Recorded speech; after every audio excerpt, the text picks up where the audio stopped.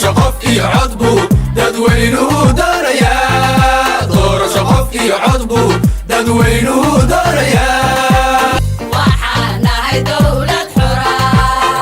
daliya shicib wada jiriyo diintooduna ay mid tahayo shacabku wuu daalan yahay doorasho xora buu rabaa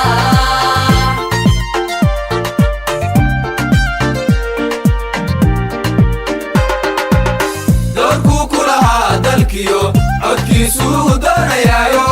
dulmiga isticmaalka iyo qabiilkuu diidaya